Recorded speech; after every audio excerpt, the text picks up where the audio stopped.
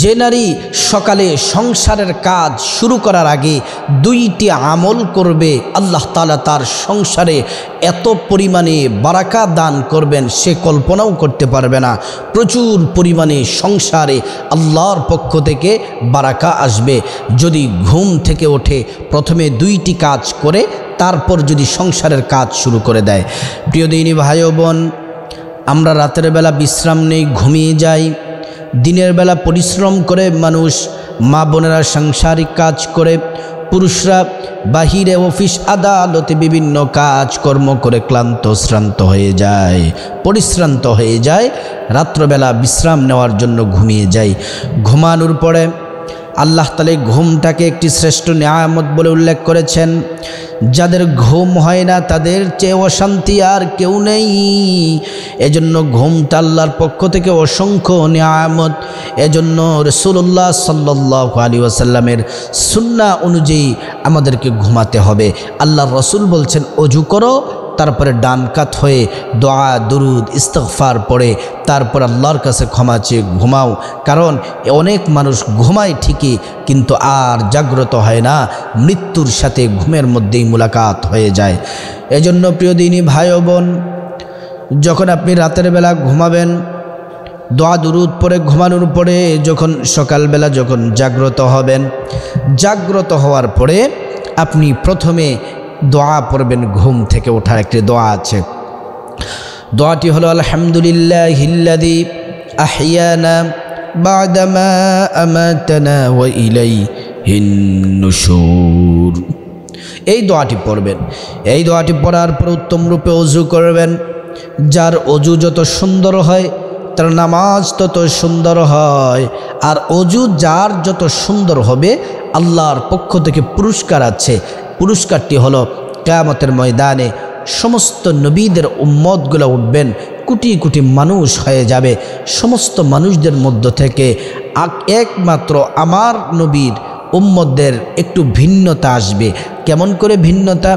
সব উম্মতের মধ্য থেকে শুধুমাত্র উম্মতে মুহাম্মদী সাল্লাল্লাহু আলাইহি ওয়াসাল্লাম, মানে আমার নবীর উম্মত আমরা যারা আছি, আমরা যদি উত্তমভাবে সুন্দর করে যদি ওযু করি, ওযুর অঙ্গ প্রত্যঙ্গগুলা কিয়ামতের ময়দানে হাসরের মাঠে নূরে ঝলমল ঝলমল করতে থাকবে, ঝলঝল করতে থাকবে। সুবহানাল্লাহি ওয়া বিহামদিহি। এজন্য আল্লাহর রাসূল বললেন, তোমরা উত্তমভাবে ওযু করো। ওযুর মধ্যে ফরজ আছে, সুন্নত আছে, মুস্তাহাব আছে। এগুলা সুন্দর করে আপনি ভালোভাবে ওযু করেন। ওযুর অঙ্গ প্রত্যঙ্গগুলা যদি শুকনো থাকে তাহলে আপনার নামাজ হবে না। আর যদি নামাজ না হয় জান্নাতে যাওয়ার আশা করা যাবে না। কারণ জান্নাতের প্রধান গেটের চাবি হচ্ছে নামাজ। আসসালাতু মিফতাহুল জান্নাতিস সালাহ। নামাজ হচ্ছে বেহেশতের চাবি। সুবহানাল্লাহি ওয়া বিহামদি। প্রিয় দিনী ভাই ও বোন, ওযু করার পরে মা বোনদেরকে বলছি, ওযু করার পরে তারপরে প্রথম নাম্বার যে কাজটি করবেন সে কাজ হলো ফজরের নামাজ পড়বেন। ফজরের নামাজ 4 রাকাত, 2 রাকাত সুন্নাত, তারপরে হলো 2 রাকাত ফরজ।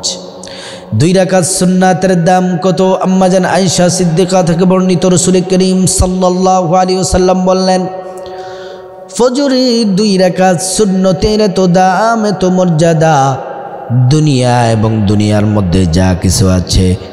দুনিয়ার মধ্যে কি আছে?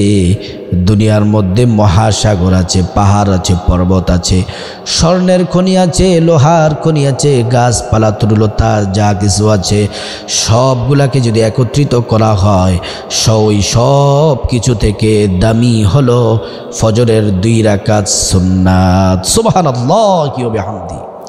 আল্লাহর রাসূল বললেন, যেই নারী পুরুষ ফজরের 2 রাকাত সুন্নাত পড়বে এবং ফজরের 2 রাকাত ফরজ পড়বে, 4 রাকাত ফজরের নামাজ পড়বে, ওই নারী পুরুষ সরাসরি আল্লাহ তাআলার জিম্মায় চলে যাবে। আল্লাহ তাআলা তাদের দায়িত্ব নেন। ওই নারী পুরুষের কোনো বিপদ হবে না, মুসিবত হবে না, টেনশন হবে না। তার কোনো অসুস্থতা থেকে আল্লাহ তাআলা তাকে নিরাপদে রাখবেন। অ্যাক্সিডেন্ট দুর্ঘটনা থেকে আল্লাহ রাব্বুল আলামিন তাকে হেফাজতে রাখবেন। সুবহানাল্লাহ। ফজরের নামাজ পড়বেন, এটা হলো প্রথম নাম্বার কাজ ঘুম থেকে ওঠার পরে। দ্বিতীয় নাম্বার কাজ হলো আপনি কোরআন আল কারীম তেলাওয়াত করবেন। ফজরের নামাজের পর থেকে আপনি জিকির আজকার করবেন, যেই কোনো জিকির পারেন জিকির করবেন। লা ইলাহা ইল্লাল্লাহ, লা ইলাহা ইল্লাল্লাহ, লা ইলাহা ইল্লাল্লাহ। এই জিকির করবেন। তাসবিহ আছে, তাসবিহ পাঠ করবেন। সুবহানাল্লাহ, আলহামদুলিল্লাহ, আল্লাহু আকবার।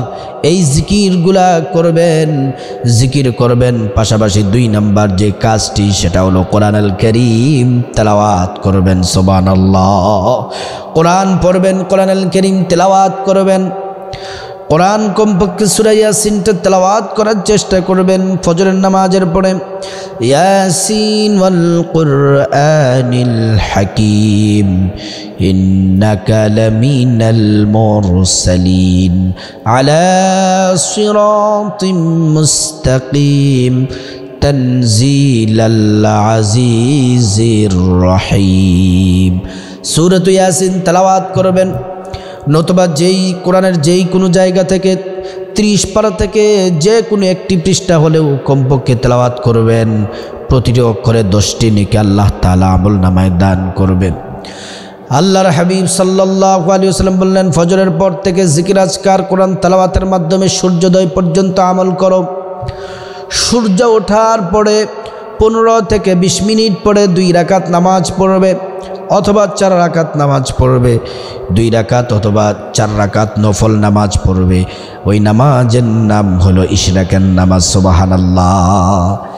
ইশরাকের নামাজ পড়লে একটি হাদিসের মধ্যে এসেছে আল্লাহ তাআলা যথেষ্ট হয়ে যান। আল্লাহ যদি যথেষ্ট হয়, আল্লাহ রাব্বুল আলামিন যদি তার হয়ে যায়, গোটা দুনিয়া তার হয়ে যাবে। টাকা পয়সা ধন দৌলত রিজিকের কোনো অভাব হবে না।